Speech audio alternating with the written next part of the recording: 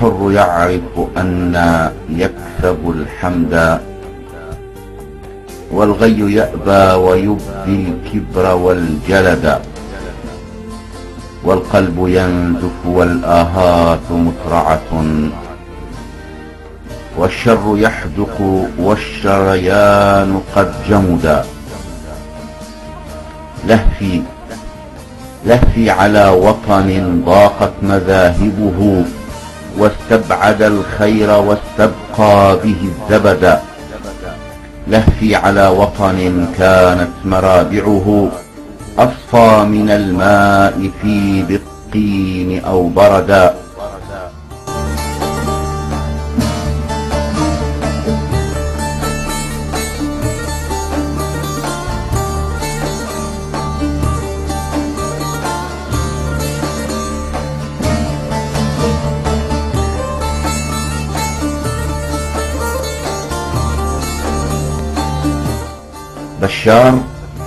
بشار يا من تأملنا بك الفرج، رغم المهازل في تسليمك البلد. وما يعاب على حر تضلله أهل الظلام نزوعا للثنى وندى. هذه وعودك قد أحيت بنا أملا، وأيقظت حلما قد مات وانخمدا. فأين وعدك يا بشار؟ هل نسيت أم حال دون وصولها أهل الردى؟ الشر أقبل والأحلاف قادمة، والكل يعرف أن الشعب قد كبدا بالقهر والفقر والإذلال قاطبة. كل الفئات أحيلت قبلكم بددا. فهل تواجه هذا الرعب في شعب ذاق الهوان على أذلامكم مددا؟ فكيف ينهض للأعداء من كسرت منه العظام وذاق المر وانجلدا؟ فهل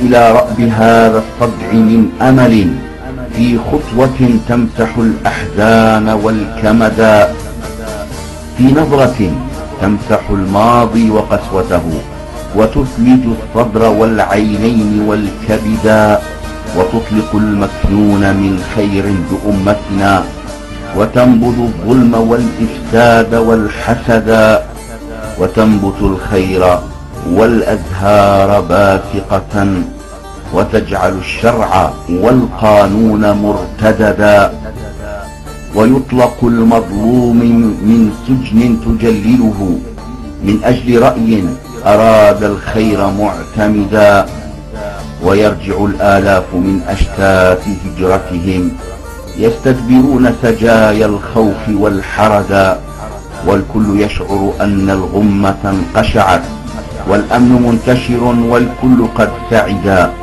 والكل يدرك أن الهم مشترك، والبيت للكل لا حكرا ولا أبدا، والرأي يعرض للتقييم في وضح، لا يطبخ الأمر في مكر ليعتمدا فيها.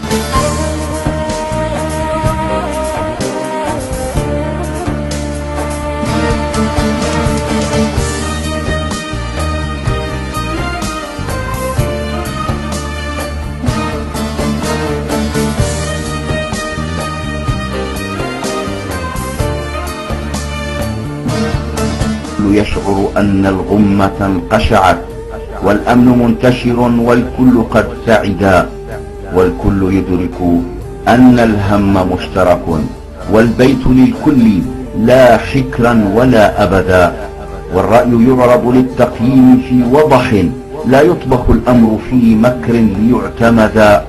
في هذا يعيش المرء في وطن لا يطمع الباغي ولا يخشى العدا. أم يا تراك تبيع الحق مستلما صك الأمان على كرسيكم أمدا، وتشتري خزيا وإذلالا ومنقصة، ولن يفوتك أن ترمى إذا سمدا.